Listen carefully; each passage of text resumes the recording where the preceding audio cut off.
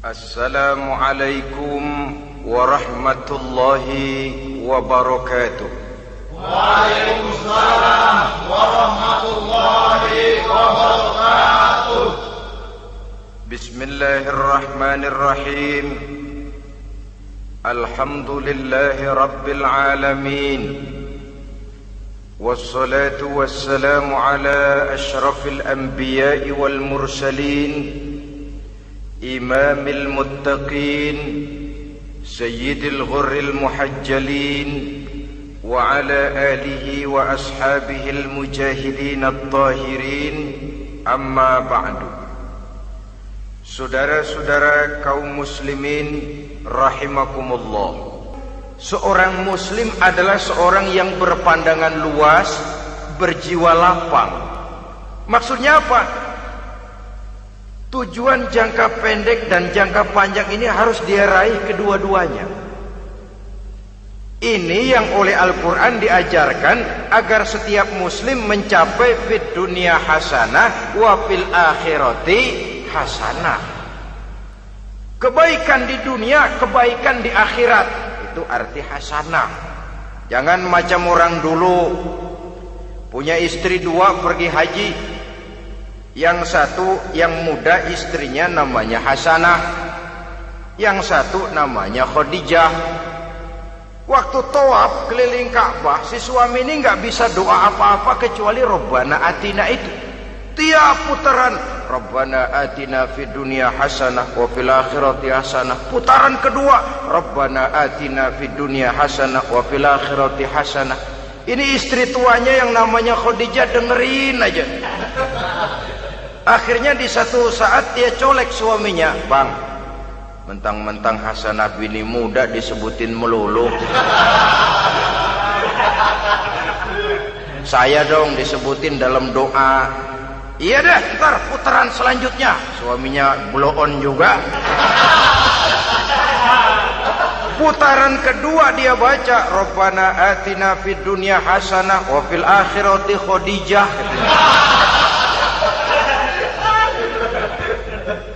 Saudara-saudara, itu makna refleksi daripada doa tadi itu, doa sapu jagat. Kita ingin fid dunya hasanah wa fil akhirati hasanah. Tujuan jangka pendek dunia tercapai, tujuan jangka panjang akhirat dan ridho Allah juga tergapai. Oleh sebab itu Al-Quran menjelaskan, wabtaghi fima atakallahu ad-daral akhirah wa la tansa nasibaka minad dunya. Dengan karunia yang diberikan Allah kepadamu, carilah bahagia akhirat. Wa la tansa nasibaka minad dunya, tetapi jangan lupakan bagianmu dalam kehidupan di dunia ini. Cari akhirat, utamakan akhirat dengan tidak usah melupakan jatahmu di dunia. Kenapa saya katakan seorang muslim berjiwa besar? Sebab andai kata dia gagal mencapai tujuan jangka pendek, andai kata dia gagal di dunia, dan dia oleh Islam diajarkan jangan sampai gagal, tapi andai kata dia gagal, dia masih punya tujuan jangka panjang, akhirat dan ridho Allah. Dia masih bisa menghibur diri, biarlah di dunia kita sederhana, bahkan biarlah susah di dunia, asal di akhirat kita bahagia. Orang yang tidak punya pandangan hidup semacam ini, surgalah dunia ini, segalanya telah tertumpu di sini. Bila umurnya selesai, ajalnya datang, selesai sudah surganya sampai di situ, dan dia tidak punya pengharapan lain di belakang itu. Maka seluruhnya bertumpu pada kehidupan di dunia. Padahal dunia seperti air laut, makin diminum makin haus, makin kering tenggorokan. Dunia yang diperturutkan menyeret manusia ke dalam lingkaran setan, terjebak dalam sifat yang namanya tamak bin rakus alias serakah.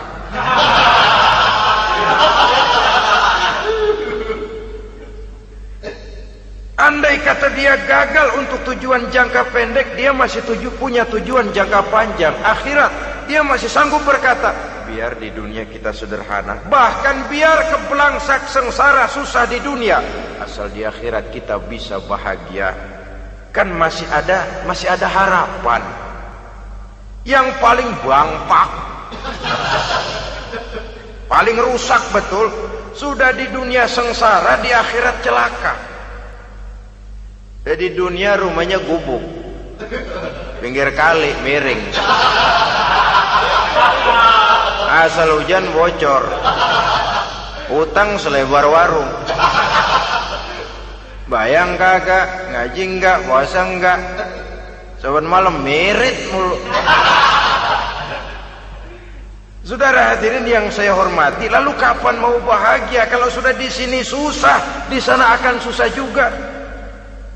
Ini yang pertama, seorang muslim, seorang yang optimis, berjiwa besar, luas pandangan. Kegagalan dia dalam jangka pendek tidak menyebabkan dia melupakan tujuan jangka panjang. Yang kedua, positifnya apa? Cara dia mencapai tujuan jangka pendek diwarnai oleh keyakinan adanya tujuan jangka panjang. Dia memang benar cari harta, tapi karena dia yakin ada akhirat, Allah ridho apa tidak. Ini positifnya. Saya memang cari duit, tapi dengan cara ini Allah ridho apa tidak. Saya memang ingin berpakaian yang rapi, tapi dengan tidak menutup aurat begini, Allah ridho atau tidak. Saya memang bergaul menghormati teman, tapi terjebak dalam minuman keras karena menghormati teman, Allah ridho apa tidak. Ini orang yang punya tujuan jangka panjang. Segalanya diberikan bingkai dengan pertanyaan, Allah ridho atau tidak. Keyakinannya terhadap tujuan jangka panjang mewarnai gaya hidupnya di dunia ini, mencapai tujuan jangka pendek tadi. Mau minum, Allah ridho apa enggak ini? Mau makan, yang saya makan Allah ridho apa enggak ini? Pendeknya apapun yang mau dia kerjakan, karena dia punya keyakinan tujuan jangka panjang, dia selalu menimbang terhadap ridho Allah tadi. Jadi tanpa prestasi ibadah, kita nol besar dalam pandangan Allah. Ini nilai manusia yang hakiki di sini. Ini makna inna akramakum indallahi atqakum. Di akhirat nanti kan tidak pernah akan disidang, kamu pendidikan setinggi apa? Tidak. Gelarmu berapa renteng? Profesor, doktor? Tidak. Akhirat hanya menyidang kau sholat atau tidak, kau puasa atau tidak, kau zakat atau tidak. Diberikan kamu harta yang banyak, dari mana kau dapat, kemana kau belanjakan. Prestasi ibadah itu yang ditanya. Setinggi apa pendidikan, sebanyak apa pengalaman, no problem. Tidak jadi masalah di akhirat itu. Prestasi ibadah itu yang akan kita persembahkan di hadapan Allah. Itu makna inna akramakum indallahi atqakum. Kerbau dinilai dari dagingnya, makin gemuk makin mahal harganya. Tapi ada perkutut lebih mahal dari kerbau. Perkutut itu mahalan mentahnya loh daripada matangnya. Karena harga perkutut pada suaranya.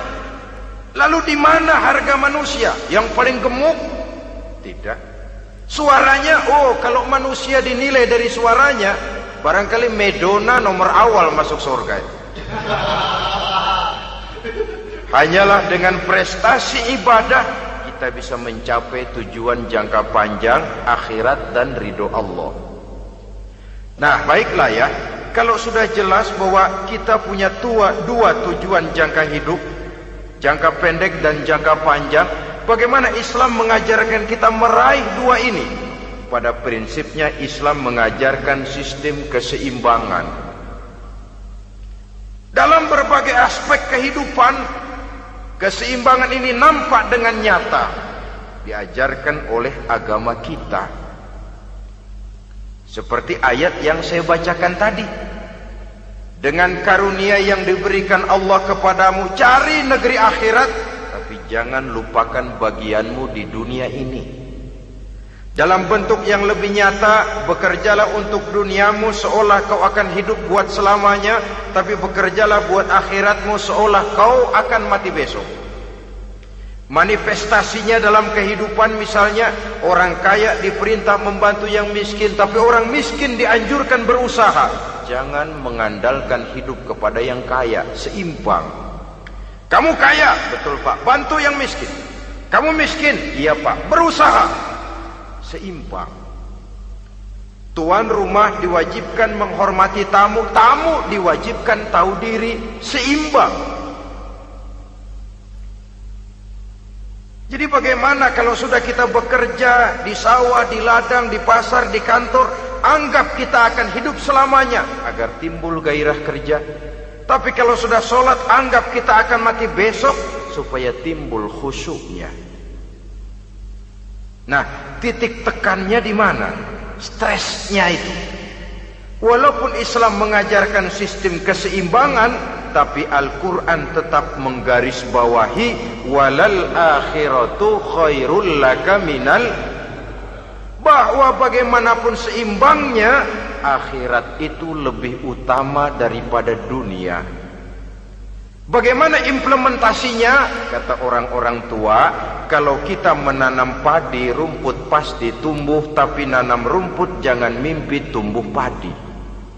Maksudnya apa? Kalau satu perbuatan kita niatkan karena Allah, dunianya pasti ikut. Tapi kalau satu perbuatan diniatkan karena dunia semata-mata, akhirat akan hilang. Sebab itu, biasakanlah berbuat sesuatu baik untuk tujuan jangka pendek, lebih-lebih untuk tujuan jangka panjang, dengan motif lillahi ta'ala. Jadi saya ulangi, satu perbuatan kalau sudah diniatkan karena Allah, dunia biasanya ikut. Tapi kalau diniatkan karena dunia semata-mata, akhirat akan luput. Padahal itu titik tekannya, walal akhiratu khairul laka minal ula. Saudara-saudara kaum muslimin rahimakumullah, ini tujuan hidup. Jadi landasan tempat kita bertolak sudah jelas, pantai yang akan kita tuju dalam kehidupan ini juga sudah nyata. Kita ingin mencapai apa yang dinamakan fid dunya hasanah wa fil akhirati hasanah. Untuk itu perlu ada keseimbangan, tetapi titik tekannya tetap akhirat lebih utama daripada kehidupan dunia ini. Sekarang kalau sudah ada dasar hidup, sudah ada tujuan yang akan kita capai, tentu harus ada alat untuk mencapainya. Semuanya perlu sarana. Bahkan pada hakikatnya dalam kaidah usul fikih, para ulama mengajarkan lil wasail hukmul maqasid. Sarana dan tujuan hukumnya sama. Ini mestinya mendidik umat Islam jadi pinter. Jangan cuma berpikir melaksanakan satu pekerjaan, tapi juga berpikir menciptakan sarana untuk terwujudnya pekerjaan itu. Misalnya umat Islam wajib pergi haji kalau mampu, kan begitu toh? Kalau dia umat Islam Indonesia, tentu pergi hajinya ke Mekah. Mekah, Jeddah, Mekah, Indonesia, perlu sarana angkutan untuk sampai ke sana. Kapal laut, kapal udara. Artinya umat Islam harus maju di bidang teknologi, bisa menciptakan pesawat, bisa menciptakan kapal laut, sarana yang akan menyampaikan dia untuk bisa melaksanakan ibadah haji. Selama ini kita bertumpu kepada pemikiran, pokoknya kan yang penting gue pergi haji pakai apa, kayak gue punya duit.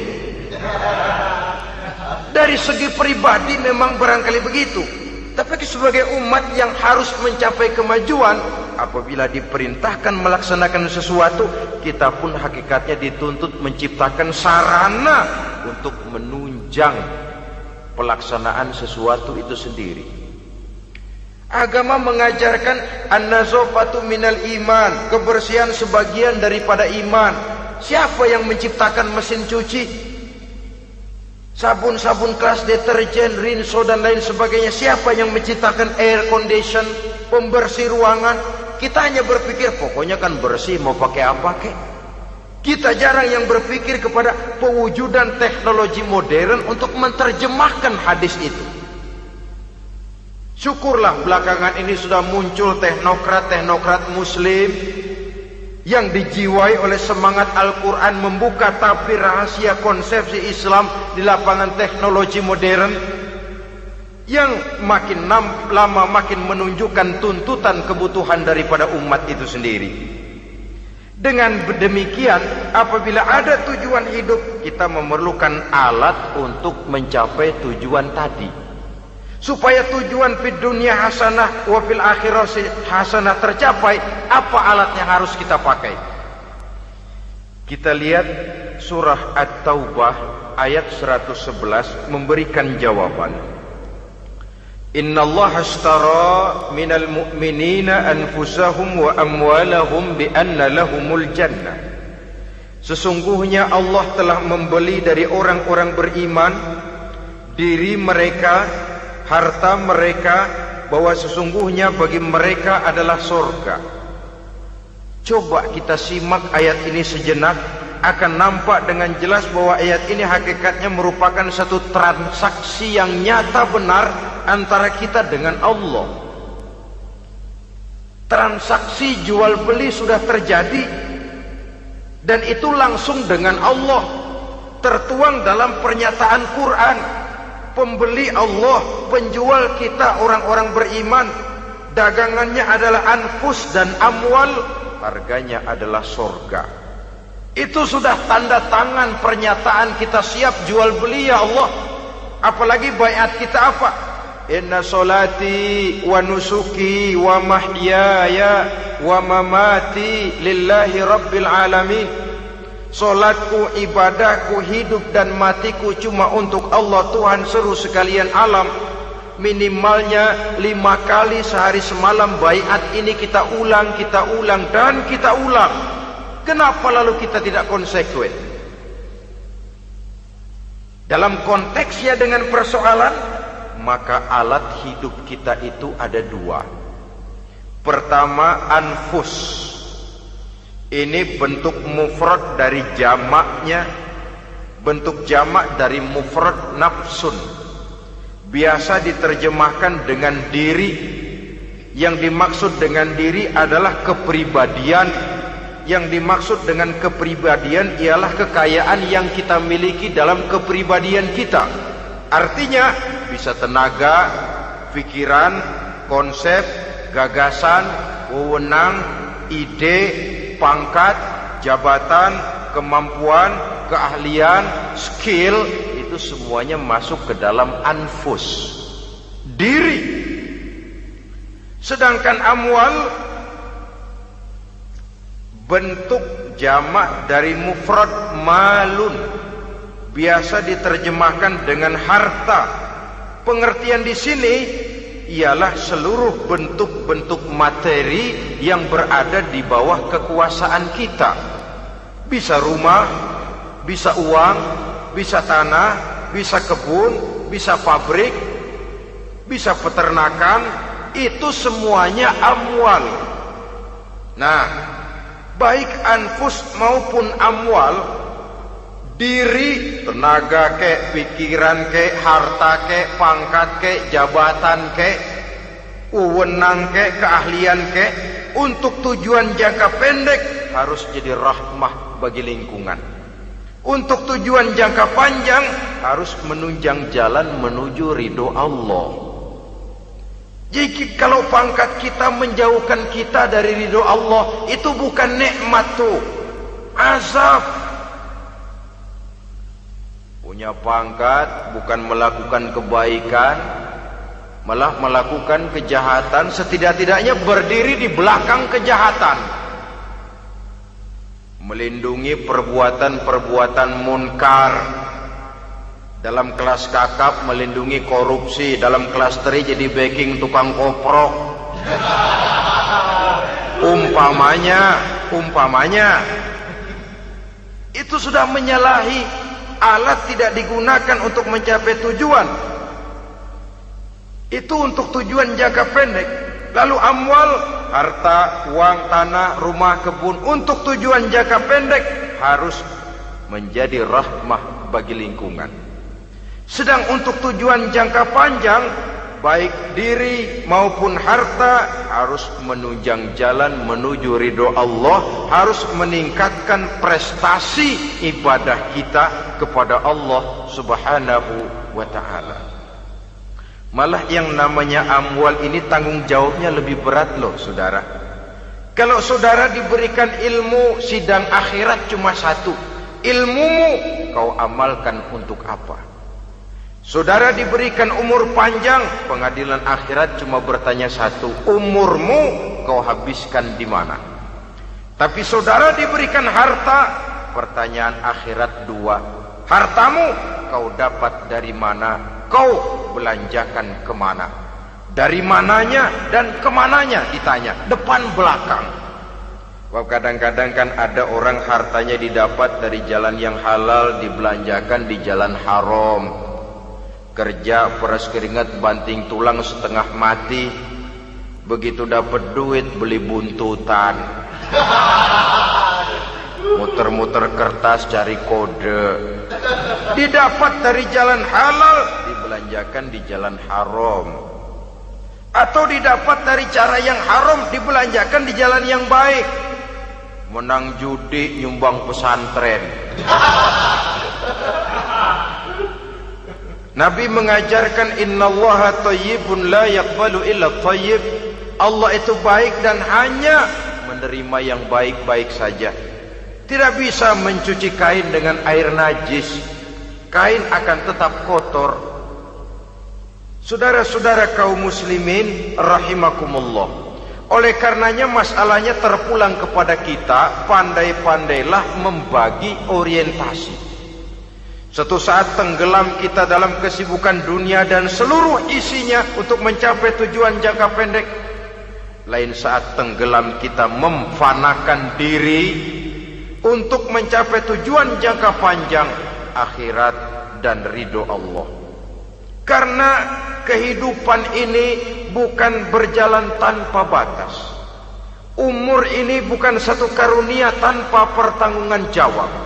Satu saat setuju atau tidak, rela atau terpaksa, kita akan sampai kepada garis finish daripada perjalanan kehidupan dunia ini, yang memang merupakan satu perjalanan panjang, a walking tall.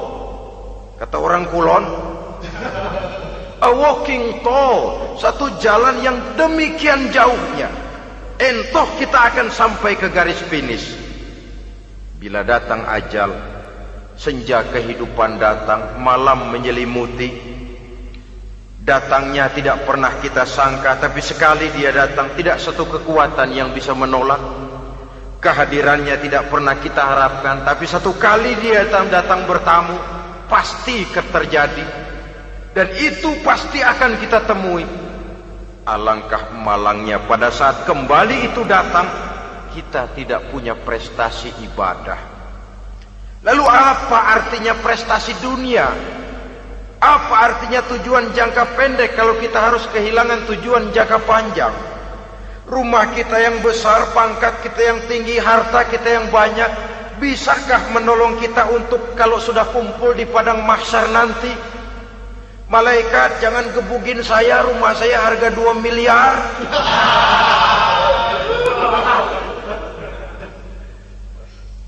Sudahlah malaikat, damai saja, itu Rolls Royce saya.